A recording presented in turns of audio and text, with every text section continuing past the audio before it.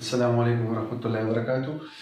مینوالو او زما خوږو شاګردانو د یوټیوب د چینل له سایډه تاسو څنګه چې درته معلومه ده زه ستاسو د پوهنې لپاره چې کوم دی کلاسز راوړم. نن چې کوم موږ سره کلاس دی د اردو کلاسز کې ترانه په سین دی.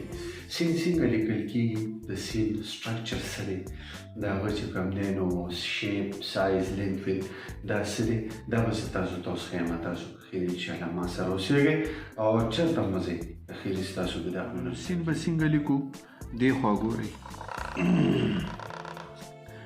دا چې کوم دی تاسو سره د سین یو شیپ دی، شروعات په دغه ځای نه کوئ. صحیح ده.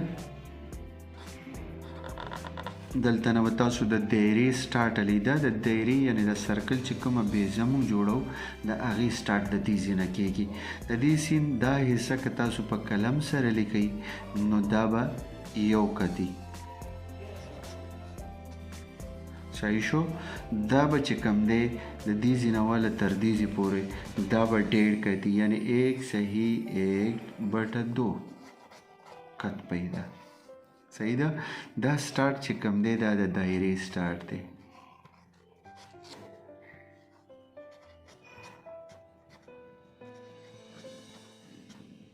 آغاز.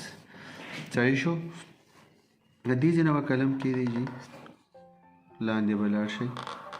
ټول چل، ټول هنر چې کوم دی او ټول ښایست د دې اردو الفابیټس دا چې کوم دی په دې دایرو باندې دی.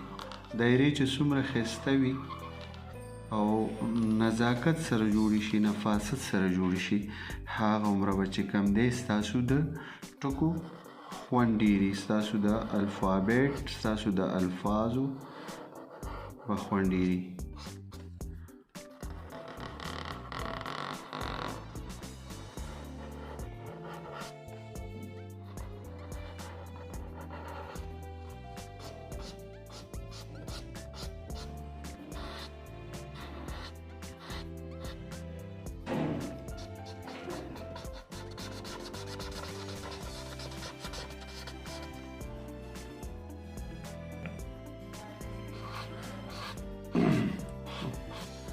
خجنه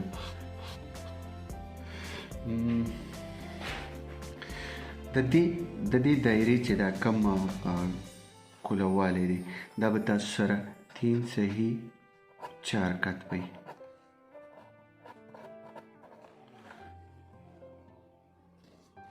صحیح شو. دا به چې کوم دی د دې د منظریه د دې دا ده، دې ته موږ وسط وایو.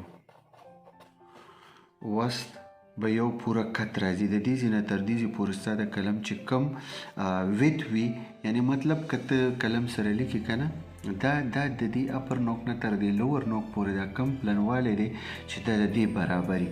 دې کې بیا تاسو نه چېرته انکمپلیټ حصې پاتې شي، آخر دی تاسو کمپلیټ کولی شي.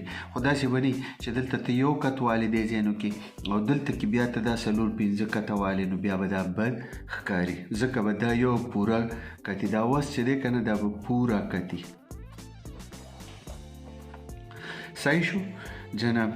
ښه. دا به چې کوم دی یو پوره کتي. دا